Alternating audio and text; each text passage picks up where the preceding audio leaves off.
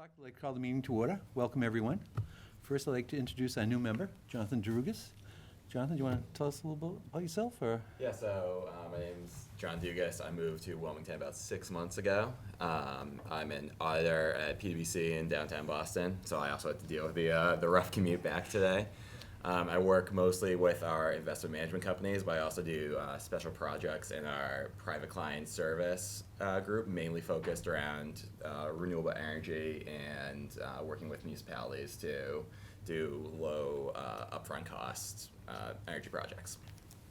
And just excited to be here. Excited to help out any way I can. Welcome. Welcome. Next is WCTV. This is our first televised meeting. I want to thank them for adding us to their list. And next is Mr. Hooper. You're on. So I'm the first guest? You're the first guest. To be televised? Yeah. That's They awesome. got you pregnant. Right. Like I said, I brought a little bit of show and tell. This is the new floor that's going in at the high school. This is a new flooring system that American Sports Floor is putting in for us. It has a new interlocking system, so it allows for expansion. And if you want to see it, pass it around. It's already pre-sanded, the whole floor, so it takes a little bit less time than putting it together. If you guys would like to see it. Well, you'll finish that on site, right? Like you said, it's pre-sanded, but you'll Yeah, poly it on site. Yeah, that still has to be lined. They'll put a couple of coats down, then they'll line it for the play.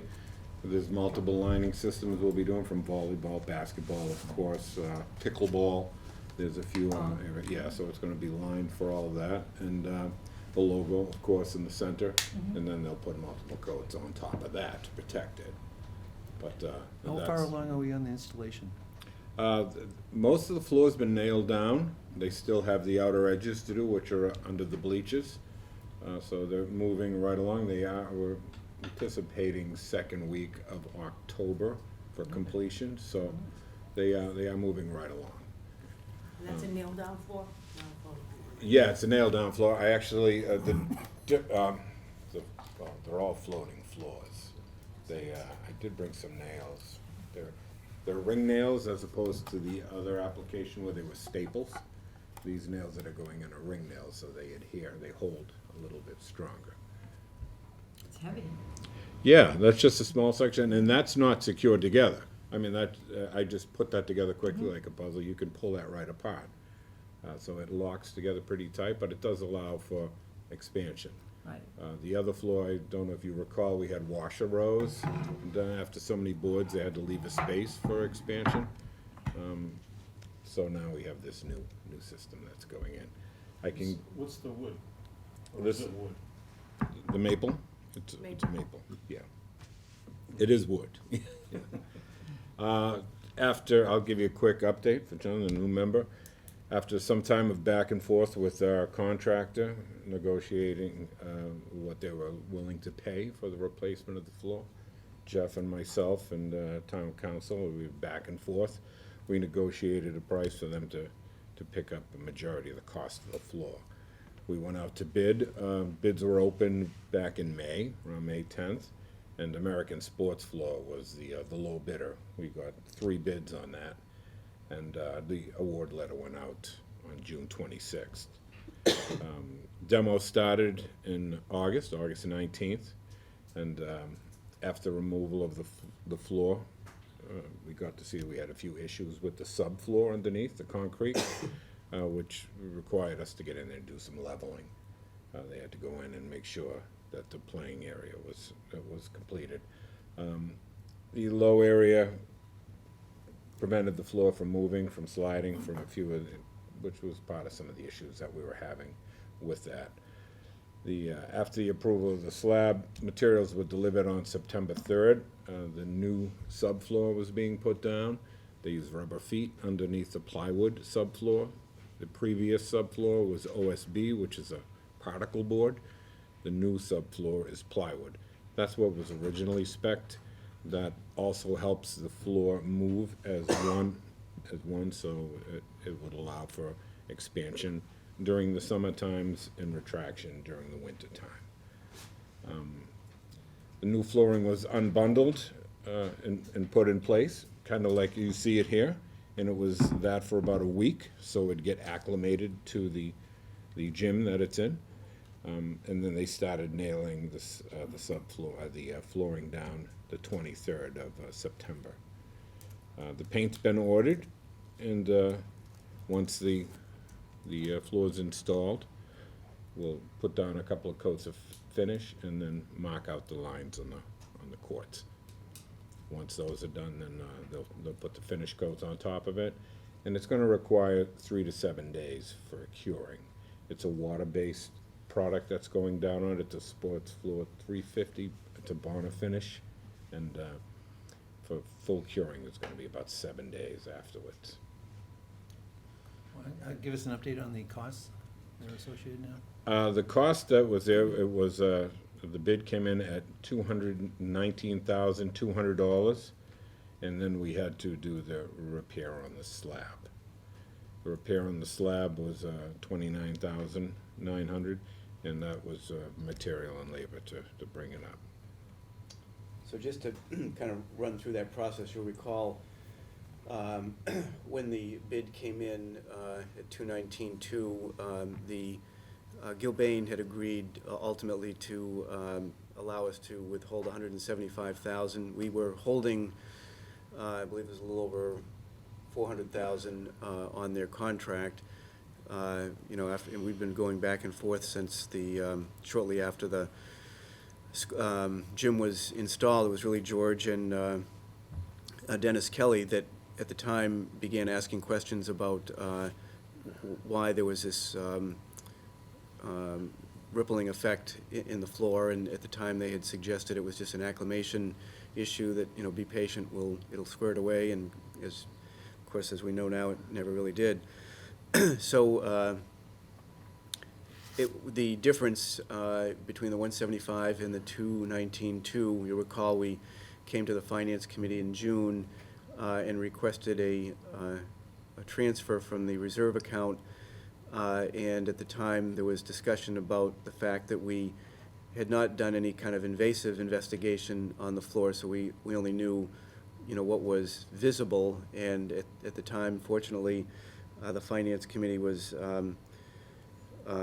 good enough to suggest that the amount that was requested, that the amount be increased by 10% of the cost. So that brought up the amount that was transferred from the Finance Committee reserve to 66,120. So between the 175 and the 66,120, that gave us a price of an amount available of $241,120, and then the difference, which was $8,022, we're going to be looking to use the miscellaneous facilities account to make up the difference. So are we wholly responsible for the additional almost $30,000, or are we sharing that with Gilbane? No, the arrangement that was made at the time, the only way they would sign off is if we agreed that that was it. There was no further opportunity for us to pursue any additional funds from them. So, you know, unfortunately at that time, obviously, you don't know whether there are going to be issues or there aren't, but given the fact that, you know, they were pretty hard line, I think, I don't really believe we could have gotten more money out of them, and then the prospect of going to litigation, and, you know, we had conversations with counsel, and you have to bring in expert witnesses, and that cost alone gets expensive. You know, so became a kind of a question of how much do we think we can negotiate here versus what are the costs we're going to have to incur to take it to litigation. And then even at that, there's no guarantee that a judge is going to give us fully what we want. More than likely, it would be somewhere in the middle, and then after you've spent the money you've spent to get there, you know, in the end, are we really going to be saving money? Has the rest of the funds that have been held back been released to Gilbane? Yes, that was a condition of the agreement, that if they agreed to the 175, they would do that with the stipulation that they would be there would be no further responsibility on their part for anything we might identify, and that the funds would be released, the remaining funds. Any other questions for Mr. Hooper? Seeing none? What was the problem with the concrete? The concrete slab that's put in place, first, you might recall, we had concrete planking there, and then they had to level the floor off before they put the gym floor in, the previous gym floor.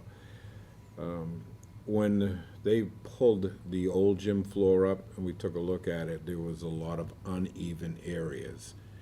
Some spots as much as half an inch off, which caused a lot of flexing in the floor. And some of the problems that we were starting to notice were like the bleachers, they ride out on pony motors. When there was one spot that was higher than the other, it would cause the bleachers to rack a little, so they started to become a little bit of an issue with that also. So this was something that really needed to be addressed, especially when we're going through this, putting this new system in.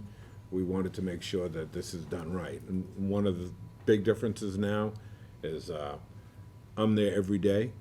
My team, my guys are there every day watching every part of this installation going on. And not that we weren't at the new school when it was there, but you know, you rely on your contractor to get these things done. And the guys that are putting this floor in now, American Sports Floor, they've been around for quite some time. They did a lot of work in the old high school, and the workmanship is top notch. So at least we can be assured that we're going to get a good product that's going to last the lifetime of our school. That's good. Any other- Gilbane the one that actually installed the floor? No, or they're, what was the sub? They're our general contractor Right. that was there, our CM at risk, and then the company's name was FJ Roberts. They installed the floor. It was an action floor system that was put in place. Any other questions for George? No? Thank you, sir. Appreciate it. Thanks, Rick. Do you want to keep that? I'll bring it back to the gym. Thank you. They're waiting on that piece. Next, we have the chief and deputy. Come on up. Thank you. Good evening. Again, congratulations on both of you for Thank your you. appointments. Thank That's you great. very much, greatly That's appreciate great. it. You know, we're here tonight because at the last town meeting, we had, the Finance Committee had amended the town manager's budget and had dropped 4 new police officers out of it. And that's why we're here tonight, to see what we can do to help you guys and get you the staffing and support stuff you need. So if you want to. Sure, yeah, we appreciate the opportunity. We do have a handout here, which we'll go over. So I just pass those around.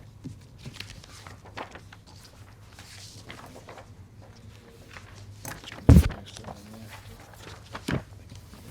there. Enough? From Mary Ann. Good. Yeah, you'll need one for Michelle. Yeah, you have an extra one. Good.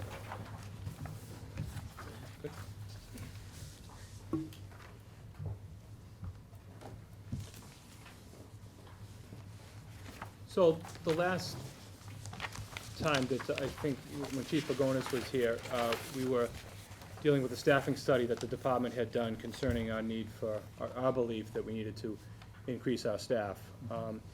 That study is still on the table. We believe it was a good study, and still, you know, obviously the findings of that study, we believe are still, you know, in effect today. We believe the need is still there today.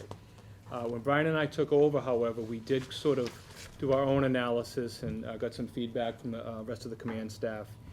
And one thing that we're kind of adjusting in what we're asking is, we believe that the supervisory staff is being stretched way too thin.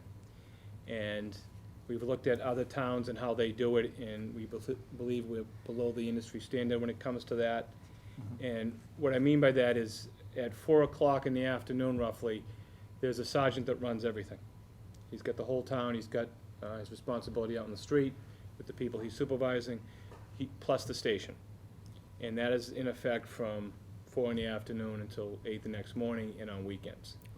And that's the way it's been run for years, and, what we're finding is the complexities of the calls, the nature of the growth of the town is to the point now that, that's probably, we're asking for trouble if we don't address that.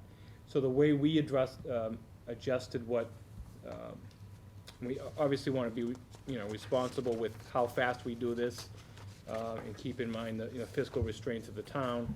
So what we're asking is a multi-fiscal year approach, where the first year we'd be asking for 1 patrolman and 1 sergeant.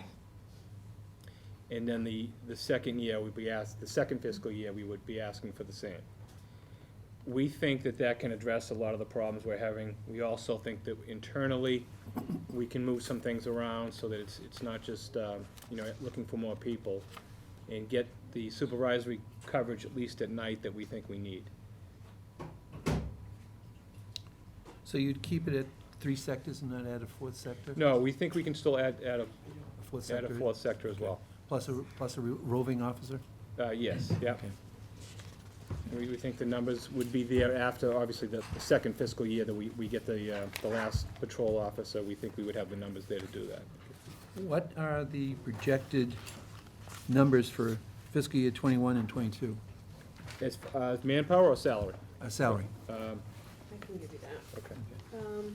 So for both positions, the patrol and the sergeant, for fiscal '21, this includes holiday pay, the assumption of a bachelor's degree, and uniform allowance. The total would be $148,542. It is an estimate because we have not settled the contract with the superior officers, the sergeants and the Okay. lieutenants, so it's an estimate right now. When is that contract expiring? It expired It already already. expired? So June it'd be- 30th. So it'd be retroactive then? Retro. Okay. Right. What was that number again? 148,542. $148,542. And the estimate for 2022? 22, including increases, would be $308,208. Just to be clear, that's cumulative, so that's the 4. Right, that's 4 people. That's for, yeah. Right, Okay. plus the increases for the first 2 Yeah. people to go up a step. Yeah, okay. What about gear? Does that include everything in? for Includes each? the uniforms, We're not talking firearms or any of that? Tasers and stuff like that? Nothing, right? no. Do we have a cost on what 4 would bring over? Well, roughly, you're looking at, the cost of a taser is almost $2,000 now, and I think a portable radio runs about $2,000 too. Actually, the firearm is probably the most, Cheap. yeah, it's about $500 for the firearm. So that's, So we're looking about another 5,000 in gear, right? And you do have a couple extra tasers, right? right, we do, but they like having extras because, Something if goes something wrong. happens in the field, they need to replace them, so we need to still carry those extras. So, yeah, granted, initially, we could probably use what we have as spares, but we would have to replace So you're those. looking at about another 20,000? Yeah. But keep in mind, the sergeants, they already have that equipment, so they wouldn't need new equipment. Okay. They keep their tasers and guns Okay. and all that stuff. so. Would this also increase, would you need more patrol cars at this point? No, we think we can handle the increase with what we currently have in the fleet. Now, Chief, with the lieutenants that you have, are any of them running the shifts? No. You know, as an inside person? No, and that's one of the adjustments we think we can make. We're thinking, we have some promotions that are coming soon. We're thinking of making one of those lieutenant's positions a nighttime position to help be a watch commander inside. So we can handle, from inside. However, they would still be responsible for some administrative duties because, obviously if we're creating a new role, the job they were doing has to be done by somebody. But we think we can shuffle some things around and make it work. Would you be needing any other gear or equipment by adding in, not just these people, but to help the whole force do a better job, or? I mean, as far as, what the officers would carry, no, Yeah. you know, obviously they would need a taser, the handgun, the portable, things like that, nothing of, you know, unique that they would need, No, nothing Okay. at this time, no. Okay. So like your fingerprint system and all that is up to date and no problem? We just replaced that, was it Okay. Didn't- a year ago? Two- 2 years ago? A few years ago, Yeah, yeah. it's- Yeah. Okay, as far as I know, it's working fine. okay. so. Okay, that's good.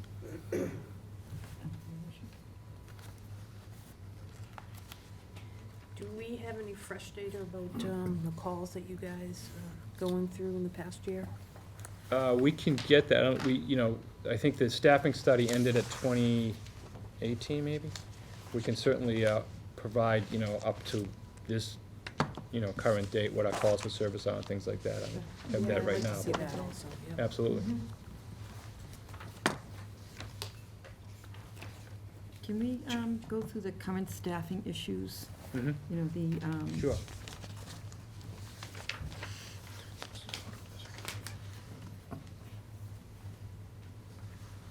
Do you want me to just run through? yeah, if you would just explain where we are with each one of these issues. Right, so right now, we are dealing with our own issues, you know, regardless of adding people, the current people that are assigned to the department, we had 4 people retire in a short period of time. We have an officer who's on military leave, and we have an officer who's out injured, and we have one officer who is out on a long-term sick, which is basically an injury that happened off the job. So he's out on sick time and may not be returning. So that means we are down 6 people right now. We've done a good job as much as we could as far as getting people, you know, in queue. We have 2 officers in the academy right now. They're graduating October 17th. But there's roughly a 12-week field training program, so we can't count them as manpower right now to fill in gaps. So we're hoping by the first of the year, they'll be ready to go. There's 2 other officers right now that have gone through the application process. They've been chosen, they've had their physicals, psych evaluations, everything's good to go. They're scheduled to go to the academy January. But again, it's, you know, at least 26 weeks, and then you add another 12 weeks on top of that, so, So it's a while before that. yeah. And the officer who's on military leave is expected to come back in March. So, And the officer out on injured, is that the one that you're not expecting back, or? no, this, Okay. the one who's on injured time is expected back. We're not sure where, we were hopeful for this fall. Again, we keep getting, you know, reports every 6 weeks on his status, but he's not ready to come back yet. How long has he been out? Been out since last August. Last August. August of 18? Yes. Yes. Yeah, yeah. Oh, August, At the other end, Mhm. yeah. what are you expecting for retirements this fiscal year and next fiscal year? Right, so we have a, so we had a little, do you have that chart there? I don't have the chart, We but went, it's we created a little chart, we don't have it here with us, but, 3. there's probably 3, that we anticipate, nothing's been announced, so Yeah, again, no, I this realize is that, all, yeah. this is all kind of guesswork, but there are 3 that we anticipate could go this year. Okay. So how we're gonna address that is, we've discussed it with the town manager, and we hope to get back to having a pool of intermittents, where we go through the process of, you know, picking them off the civil service list, background checks, interviews, picking people, and then, you know, offering them employment, but they're not full-time officers, they don't come on yet, so they're intermittents, they're kind of waiting in queue, which helps a lot. If someone announces the last minute, I'm retiring next week, we've got someone ready to go to start the process of getting them into an academy. Okay. And just to clarify, yeah, those 3 officers, they have the age, they have the time, they could leave today if they chose to. Yeah. so. Because at one point in time, I think when we were talking to Chief Pagonis, you had like 10 or maybe even 12 over a 3 or 4 year period of time that would have reached the age and the We timeframe. calculated above that 3, there's probably about 7 within 5 years that Okay. would have the age and would have the time, would have the time and the age, would be Right. about 7 additional, above and beyond that 3 who actually Okay. have the time now, That's a over lot. the next few Yeah. years. Yeah, yeah, How much notice do they have to give you? they don't have to give us any notice at this point. You know, we certainly hope, we ask every year, you know, for them to give us notice, so, but they're not required. You may recall, years ago, when I forget now when the provision was removed, but there was a provision in the contracts, in I think all the contracts, that if someone provided a one-year notice, they would get an extra 15% at their final year.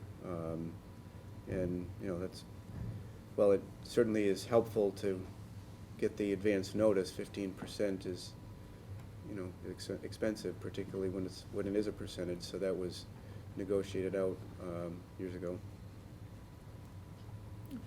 How are we doing on current overtime? Well, as I said, we're down 6. We were doing okay for a while, but chickens are coming home to roost right now. So obviously, having the 2 ready to be on the line by hopefully the first of the year should hopefully alleviate some of it. The gentleman coming back in March, they're all patrol officers, so we can fill in some gaps, and hopefully that'll curtail a little bit, but it's tough. We're just down staff right now. Jeff, your thoughts on doing it over 2 years, or? I think it is best that we take that approach. Certainly, you know, the 8 on the fire side is and fortunately, through the efforts of Deputy Kavanaugh, we're going to be able to offset that cost on a temporary basis, at least to some measure. I don't know if you Yeah, I saw the heard about 1.5 million over 3 yeah. years. Yeah. So 75% for the first 2 years and 35% for the last year. But I still want to be budgeting in such a way that in year 4, we're not going from 0 to Yeah. 100%. So Right. I think, you know, it is better to phase this in. You know, we've got other costs that we're mindful of, increases in the pension number that, you know, could be, well, it is expected to be about $500,000. So I think this is the best way to go. Okay. Are there any grants like the fire department got for the police department? We used to apply for the COPS grant, but Yeah. that was solely need-based. You pretty much had to prove that your municipality could not afford to hire new officers. So Okay. we never worked out well. I think the standard for the SAFE grant might be a little different. I don't think it's need-based on money. So we have applied for those before. We usually don't do that well. Okay. Had to ask. Yeah, sure. Yeah. Any other questions for the chief or the deputy, or Jeff, or Kerry? And I just want to say before we go, you know, Brian and I have a lot of law enforcement experience, but we're new to the budget process, so we certainly look for your input. We're not here, you know, again, it was, when Brian titled this, it was the initial proposal. So we're certainly, you know, willing to listen to ideas, and, you know, we've always understood that this is public money, and it should be scrutinized. You're never going to offend us by asking any question or getting data, and. Well, that's one of the reasons why we're here, is before you start your budget for 2021. Right. You know, we're standing at, and hopefully Sure. helping you. Yep.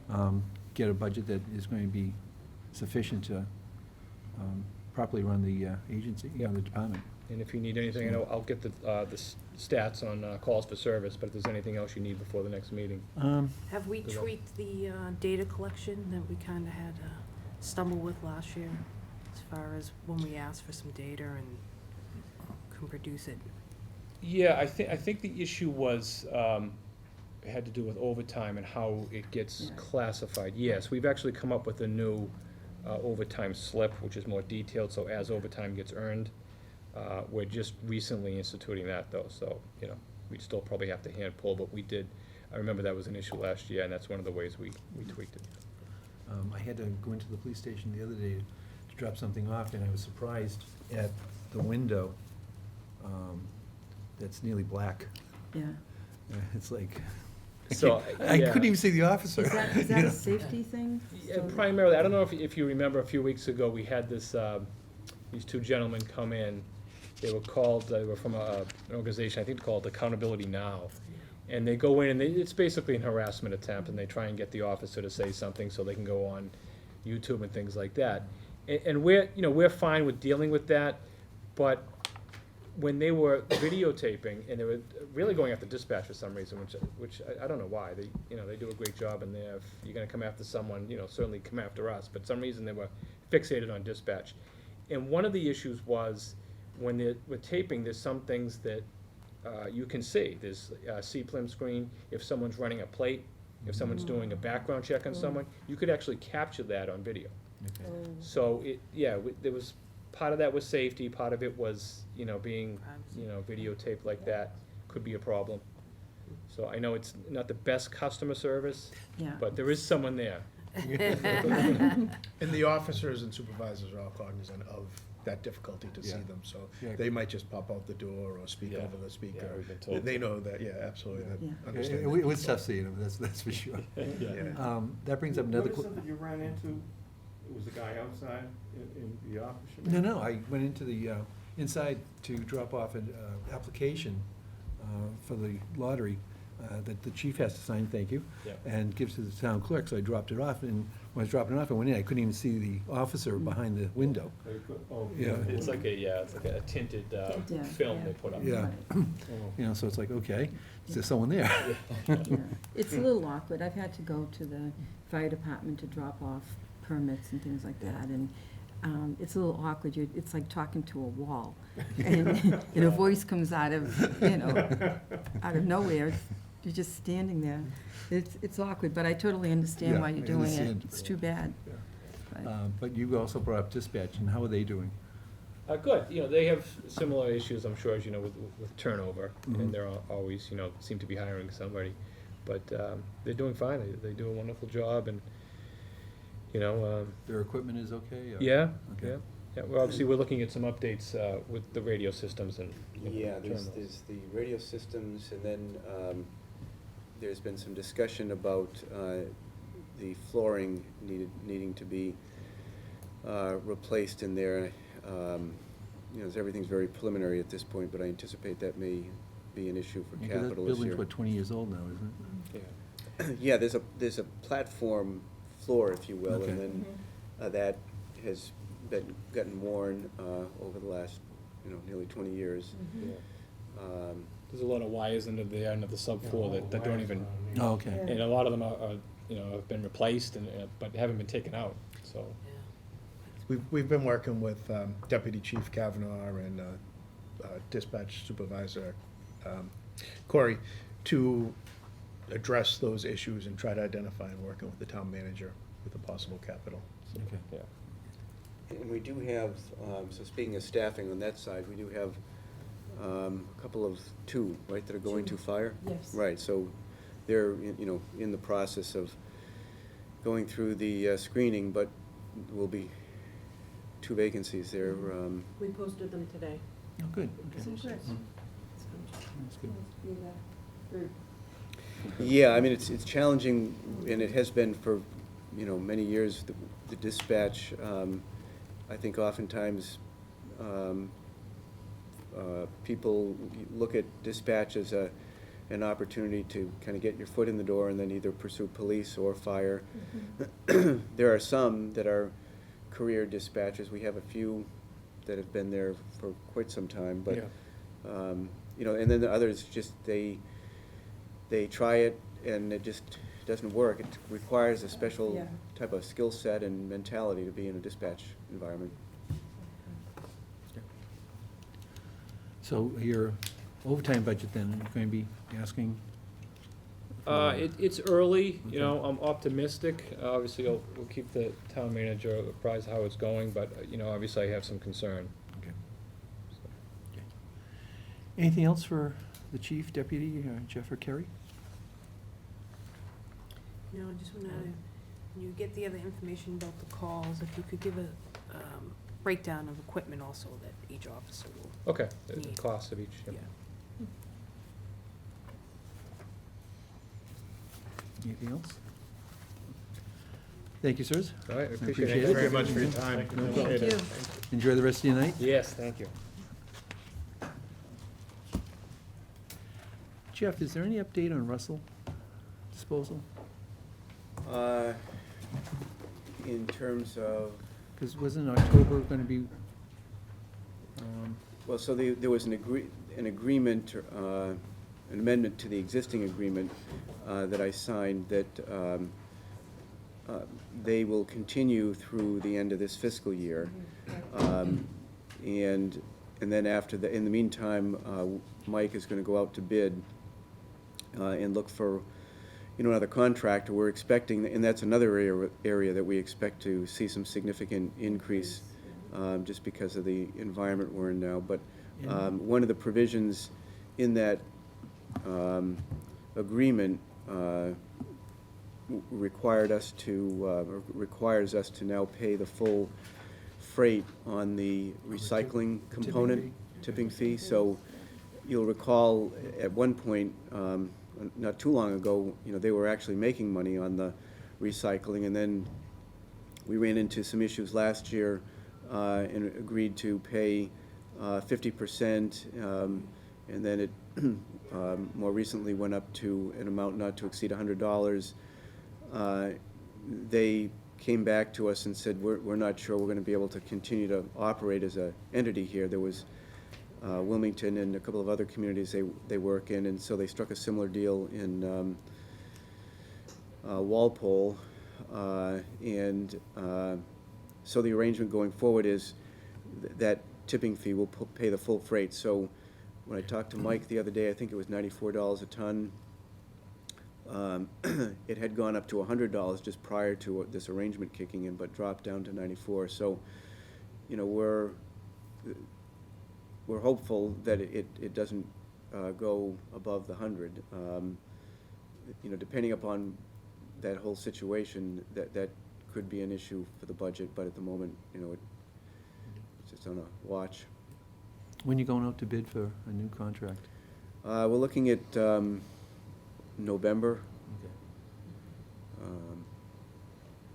So do you think that Russell is going to be able to provide services for the remainder of the fiscal year? That's certainly my expectation. I mean, it's, they've indicated to us that now that the town is assuming the full cost of the recycling piece, that they're going to be able to operate. It is a bit of a risk, but the alternatives would be to say, well, we're going to bring somebody else in, and then the budget would really be out of whack in this fiscal year. So, I know we've had some complaints, and I'm sure if anybody's followed the social media, you'll recall the situation that came about on Dartmouth Ave, and with the one of the vehicles had a hydraulic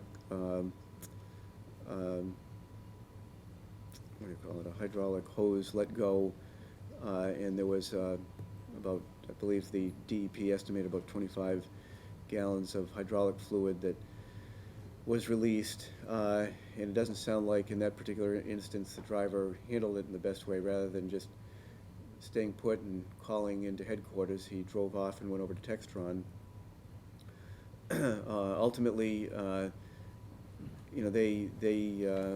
is Russell contracted with Clean Harbors. DEP got involved, and they required a certain plan in terms of remediation, and all of that work was done and paid for by Russell. But any contractor, and Mike Woods could certainly speak better to this than I can, but I know in my conversations with him, he's had conversations with his colleagues and have indicated that even the other contractors have issues. I mean, when you're, and certainly not to excuse them, but you're dealing with a large number of households, and invariably somebody's barrel gets either missed or broken, or there's any number of things that can happen. And so I would say, by and large, our experience has been pretty decent with Russell. And they don't want to continue after this, they kind of made that. That's clear. right. Yep. I don't They wanna- anticipate they're going to want to continue. I mean, they're a smaller operation. Waste management, I would expect would get involved, and there's a couple of other larger firms. You know, the challenge, of course, going forward is gonna be that we're gonna continue to pay the full freight on the recycling, because prevailing wage applies in these circumstances. We have a locked-in prevailing wage rate right now under our current contract, but we'll get a new prevailing wage rate, so the cost of their employees is gonna go up to some measure, so there will be a higher cost on trash and recycling collection. Any other questions, or? Can't avoid it. No, I mean, It's a necessity. we And need every to be town collecting the is- materials. Right, and Yeah. every town is in the same They're all in the predicament. same boat. Yep, Right. And the whole thing starts internationally, and right. we're just Wilmington. Yeah, I mean, it's national and international, you know, the countries in Europe, I guess, are kind of running into the same situation. It is tough. Any other questions for either Jeff or Kerry? I know we talked about it before as far as getting quarterly runs on the town's finances. Can we get that Yes. going? In terms of a reporting of, Just yeah, a right. quarterly report. Expenditure reports? Revenues too. Yep. Yeah, I apologize for not following up on that. And if we could add any capital expenditures that have been approved at town meeting, when they, you know, if you could just have a kind of a list possibly, and then let us know when those expenditures are being made and which ones are being carried over. Okay.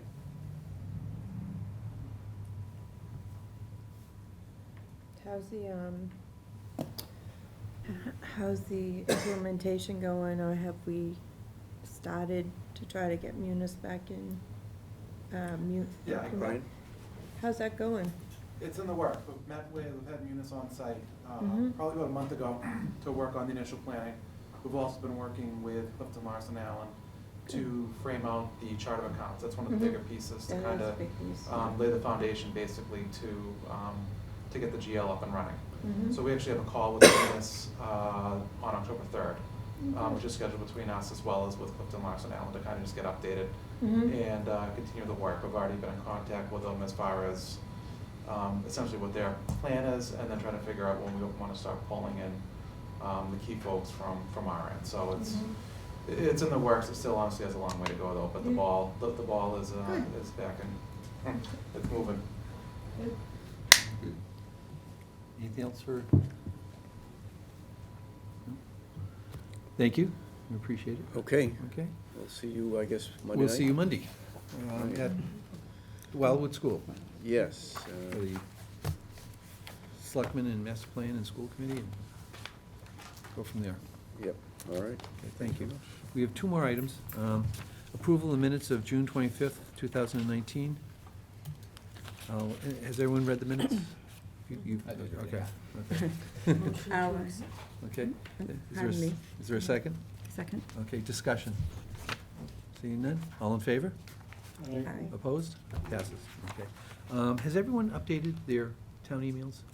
I haven't, and so now I don't even know, Where it is? where it is. I'm I gotta- with you. I don't, who sent us that email? Cause I was trying to go. through John my- O'Neill. Sean Who? O'Neill? John. John. John O'Neill? Yes.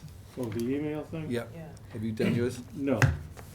I assume I'm on the updated one, right? Yes, you are. Okay. Updated one. You're on the Yeah, updated I one. remember and Yeah, I I printed it remember out, and then I Yeah. put it somewhere so I could go and do it. Is that where, like, everything's gonna be sent now? Yes, Yeah. yes. Oh, okay. I was wondering why I haven't getting it. I'm like, oh, boy. Yeah. I better get with it. I had that thought today that I didn't get a reminder about this meeting, and I wondered, could that have gone to this fictitious Yes, so I gotta get my. location? The only thing is, and I have to talk to John, it's a separate email, and it's within the town. I don't get a notice that I have an email on that account. I have some other accounts that are like that with some of the insurance carriers, and I automatically get a notice that you have an email waiting for you on that server, okay?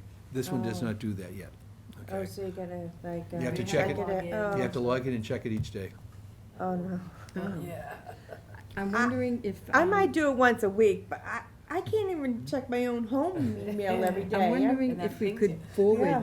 out of there, like have it Yes, you forwarded can. to our. An automatic forward? I Yeah. don't know if they do that.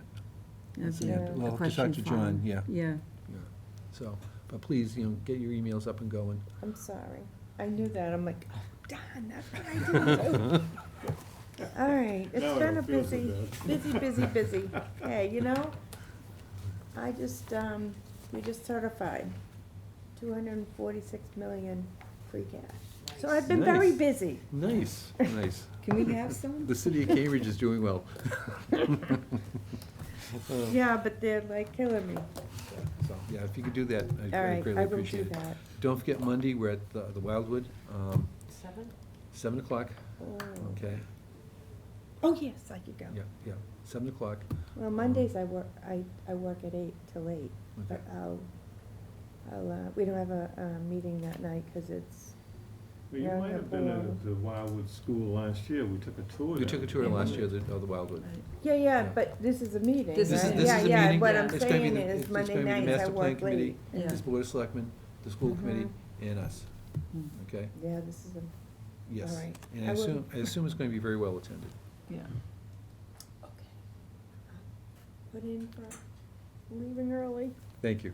Mhm. Okay. So if I follow the directions in that letter, You should be fine. In the letter, there's I've also been a phone, reluctant to even try it. in the letter, there's also a phone number you can call John on, okay? And he'll walk you through it. Okay, he's very good. It's fairly easy. Yeah, it is, it is. Yeah, I did it, it's fine. The only problem is remembering to go back and check. Yeah. You know, it's just I'm already managing a couple of accounts, I'm really Chris? not. If I may, I'm happy to email your personal accounts just to say, There's please some- check your town account. Thank you. That way we can avoid sending town business to your personal Yep, phones and that's protect what we your wanna avoid. personal devices. Yeah, And I'm happy to do that, just to let you know to go and check the other one, and then I'll send, that would be wonderful. I'll That send would town be great. accounts. Thank you, Yeah. Chris. Thank you. Thank Appreciate you, that very because much. If that makes it easier, I'm happy to do that. Okay, thank you. And if you need, a printout, I know we mailed them before, the instructions and your password, so if you need that again, let me know and I'll get them for you. Oh, you are, Do you have the letter? She's amazing. she is, I don't have it on me. Do you know where it is? It's somewhere in my pile of stuff. We'll I find will it. find it, I will I'll get find you a it. new one. Okay. Okay. Okay. Anything else? Entertain a motion to adjourn? So move, Is there a second? Second. All in favor? Second. all right? Aye. Passes. Thank you.